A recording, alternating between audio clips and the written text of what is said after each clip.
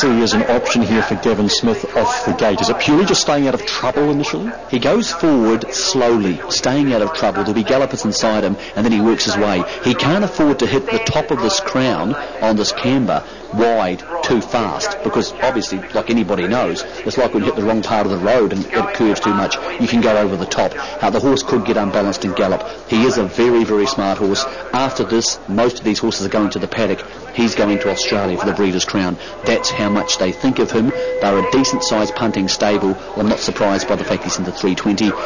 I do think that this is the most open race of the day because the manners are such a factor. Quite easily, Jumanji Franco and Muscle and Power could both break and be out of the game. I don't think they will, but it could happen. And therefore horses like, 4 or 5 others. Gimli comes into play, so does the horse on screen, Yankee Dell, who is one of the more likely horses to do something right. And if she does do things right, then out Muscle becomes a contender. Muscle and Powers by Muscle's Yankee, so is the filly on screen, Yankee Dell, and out Muscle, who will start 1 the second row as well, with 3.5 minutes out.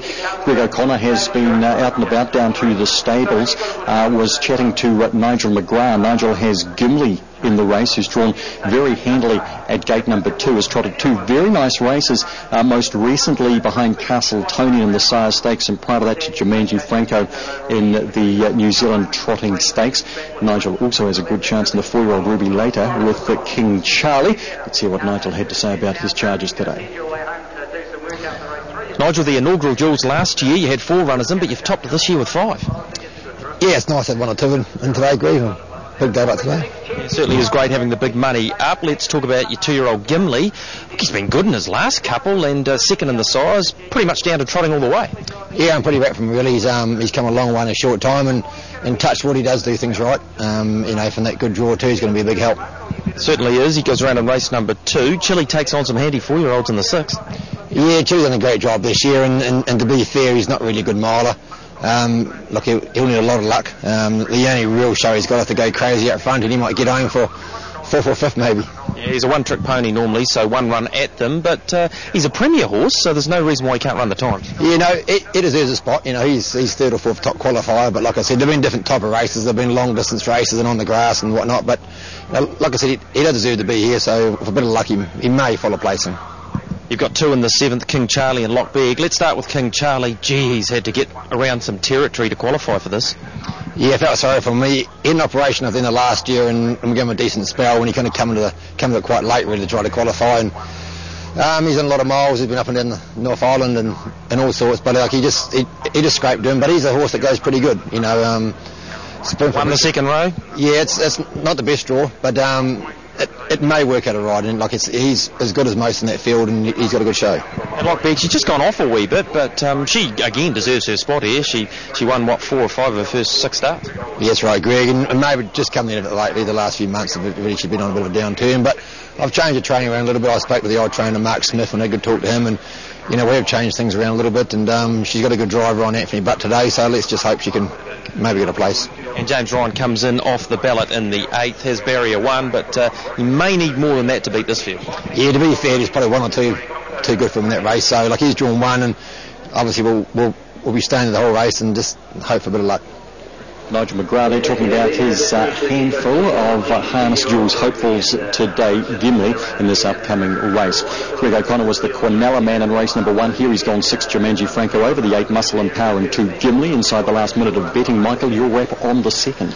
Look, I wouldn't bet heavily here, Mark, to be honest. I'm not thinking it's an easy race, so therefore I'm not going to be saying to punters, have your maximum on this or that. If I was betting myself, I'd be backing Muscle and Power, and then I would have maybe a small sort of saver on Jumanji Franco and Shing Bromack. I think Shing Bromack's a chance, but this is the toughest race of the day because manners is a factor here. So for the Gallops punters watching who want to have a crack, by all means have a go at the 8, save on the 4, but I think there's better betting races coming up later today.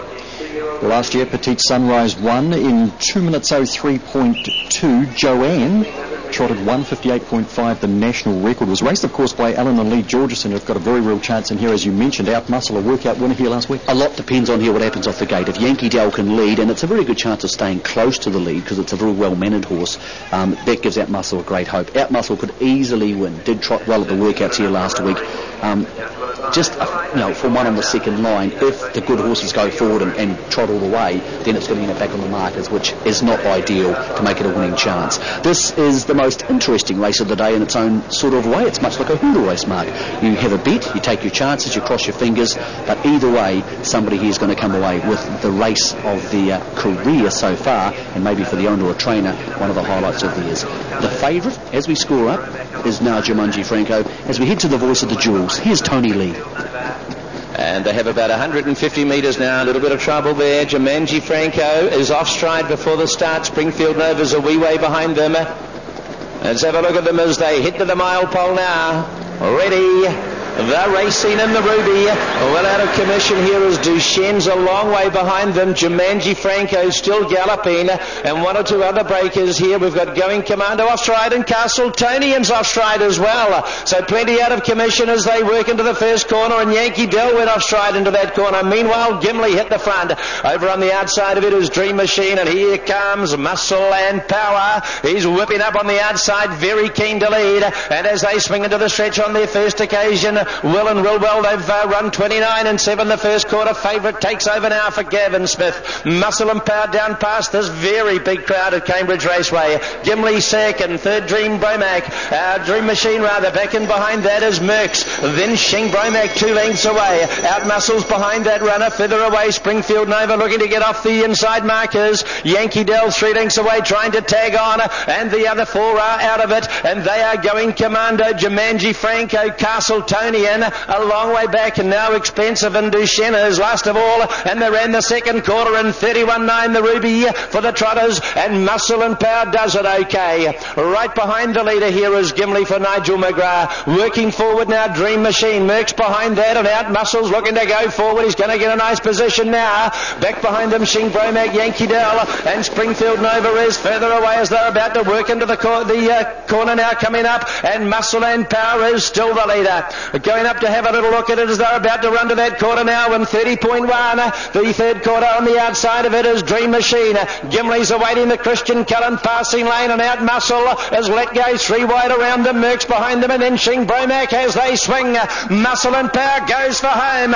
Muscle and Power in front from Gimli 2 lengths away. Merckx running on in the centre, Outmuscle out wider, and fighting on in the centre is Dream Machine, and wider out Shing Bromac. Muscle and Power clear. Muscle and Power down to the line, another favourite will win. Second has been Merckx, third maybe Shing Bromac in a line-up with Dream Machine, Gimli, and right with them Outmuscle. Yankee Dell behind those, Springfield Nova, then Jumanji Franco.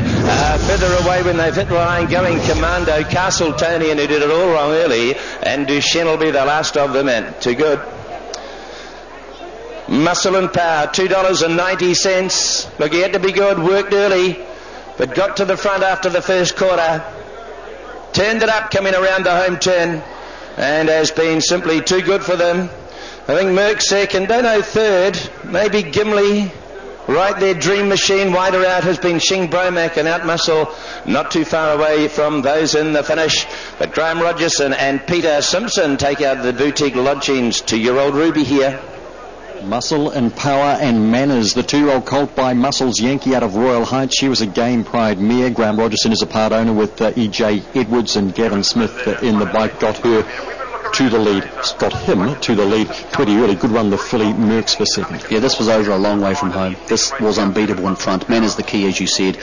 Very good horse, and the biggest win for the new training partnership of Graham Rogerson and Peter Simpson. Of course, Graham Rogerson's biggest ever harness racing success, and a signature moment for young driver Gavin Smith, a guy who took a massive gamble in his career. He came north last year, and he's joined a new stable, and this is making it all worthwhile.